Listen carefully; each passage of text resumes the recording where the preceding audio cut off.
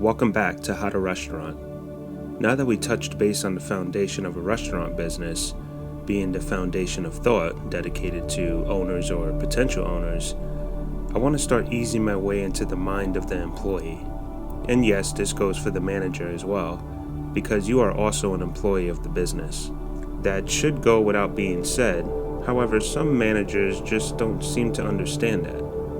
Eventually, we will get into the training part of the book, but keep in mind, my training guides are suggestions and somewhat pretty standard in any restaurant business. However, I have my style, and other establishments have their own. The knowledge and information you get from these videos will be pretty basic and in general, but again, different restaurant owners have their way to do things, but rules are rules, and that is something that can never be changed. For example, a red light is a red light. It is a universal law to stop at one. However, people have their way to stop at a red light.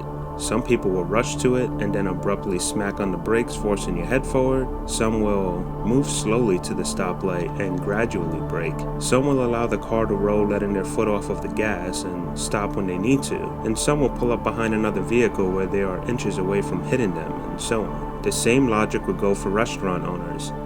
Many codes and rules must be followed, and I promise you, the majority of restaurant owners do things a bit different from the next business. So prepare your mind for that and accept how they do things. The last thing you want to do is endorse habits from another restaurant you used to work for and try to apply them to your new workplace. I have seen this a lot, and it could become a deterrent to someone who is trying to train you. Yes, it is okay to bring your ideas and knowledge to the table, but first allow yourself to be trained and then start talking. Allow yourself to be trainable so you know exactly what needs to be done to perform your duties.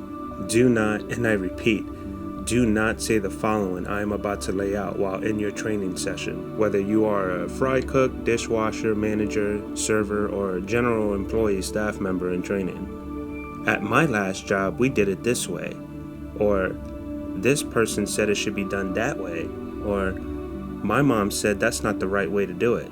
Well, get it through your head right now. This is not your old job. We are at your new job, and we do things differently here. When you say some of those things, it's almost like you are stuck in your old ways and have no interest in complying. You're not interested in learning new things, or you are seeking to do things the way you want because of what you are used to. Wrong. You are already getting off onto a bad foot. Don't play tug of war with your trainer. Allow them to train you without interruption. Pay attention and suck up everything you think you know and do it the way they want it done or need it done. Trust me, there will be a time when you can share a different tactic, a more efficient way, or even an easier way. But learn first. Let them teach you. This way, when the learner has been informed, they will be more prone to listen. They will be more inclined to listen because you listened and did things their way, not yours or your previous job's way. This is important because you want to be comfortable at your job, because this is where you will spend the most of your active hours of life away from your friends and family. And the last thing you want to do is hate being at your workplace. Moreover, we can fix that feeling by how you begin in your first impression. But before we go any further into my training guide, you must be ready in mind to begin your training. We have to work on your ways of thinking before laying rules, policies, and instructions to get things done. Because before you build any home, your mind must be ready like a blueprint, and then we'll lay down the foundation and begin building.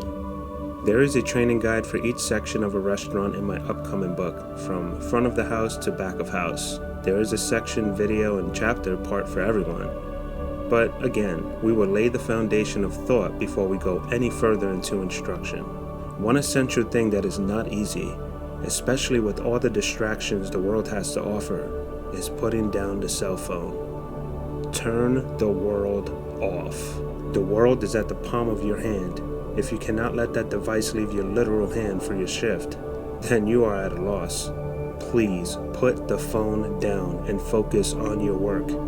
If there is an emergency, I promise you that the company you work for has a landline. And if they don't, they should. That is if they want to enforce you to put the phone away. Some of us have sick or needy family members that need to be in touch. And many of us have children. So yes, I agree that you must have some kind of line to get in touch with someone, or someone get in touch with you. Some of us, like myself, go through situations where there is a new sitter involved. and you need your phone next to you. And maybe you have security cameras in your home and want to check on your little one from time to time. I get it, but my point is, do not let that phone dictate your shift. I cannot explain enough of the importance of this. Please, heed this suggestion, because the phone is a significant distraction, and there is simply no need to have it on your person checking your social media during your shift. Because your job comes first. No job, no phone, no way to pay the bill. So please, put the phone down. Texting your boo, your bae, your cousin, and friends, etc. will not help you make money you need to make. And it is blatant disrespect to the owner and their investment. Show respect for yourself and the establishment. Cell phone addiction is real, and it shows. We have to do better as people and work hard on this, because this is the biggest issue in the workplace right now.